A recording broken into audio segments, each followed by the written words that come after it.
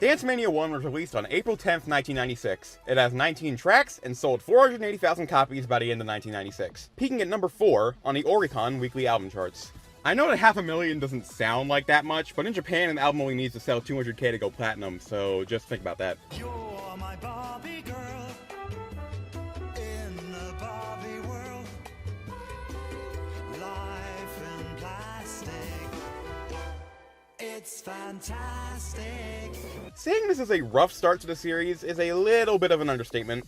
The intro is a bit clever, being a news report from a channel with the call sign WINT, obviously being a reference to Intercord Japan itself, the sub-label Dancemania was released under until 2013.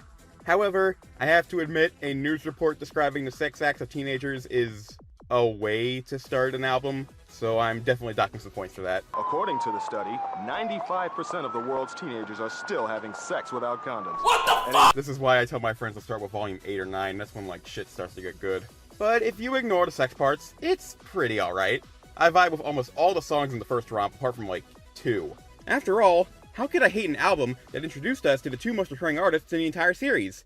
If there's one artist you can pretty much entirely associate with Dancemania, it's Erotic. A Eurodance duo project started in 1994 by Leanne Lay and Razzmatazz, and if you couldn't guess by their name, their gimmick is that their songs are about sex. We're talking about some evil-ass music here, bro. However, in 1996, the both of them had a falling out with their manager and decided to instead create another project by the name of... Dude, I'm so tired of this crap. Also, apparently a lot of their songs are like interconnected with each other, but that is a story for another video. And of course, there's Captain Jack. No, not that one. That one, yeah. They're an American Durham and Eurodance project formed in Darmstadt in 1995 by Udo Nieberjall and Richard Whitty. For their first song, the eponymous Captain Jack was portrayed by Sharky Durbin for the rapping captain himself, and Lisa DaCosta for his singing sidekick. However, Durbin would soon be replaced by the much more iconic Frankie G for every subsequent song featured in the series. Alright, enough rambling about these artists. What about the album itself? This cover is just not speaking to me at all.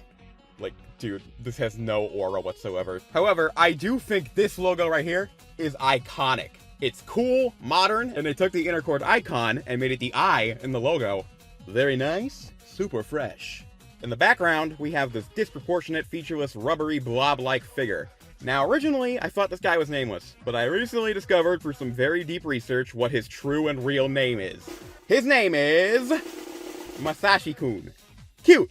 Unfortunately, he is clearly not out here at the moment. Trust me, he walks in later, but right now, he looks like a mess. He is UGLI, he ain't got no alibi, he ugly, he ugly, Damn it, when is he gonna talk about the songs? Oh, my bad, I forgot. The songs are alright. There really isn't a defined genre yet, but it's pretty obvious what they're trying to do here. My top 3 favorite songs from this first album are The Rhythm Makes You Wanna Dance by Magic Affair, Scandy Randy by Skeezer, and Trip to Orion by Space Pilots. As for songs I didn't like, Move Your Body by Max is probably the worst. The beat itself just sounds really dumb and the vocals don't make it much better. The fact it's the 6th song in the album makes me imagine that it doesn't leave a good impression for my friends listening to the series for the first time. Another song I really don't like is Little Little by Revelo. Listen, I get that high-pitched vocals are part of the appeal of happy hardcore, but honestly, like, the girl voice they got for this song is just like nails on a chalkboard, no offense. It just gets on my nerves, I don't like it. But yeah, that's my opinion on Dancemania 1. It might not have been the strongest start, but it led to some incredible albums to come in the near future. It's at the top of the list, but I don't imagine it staying there for long.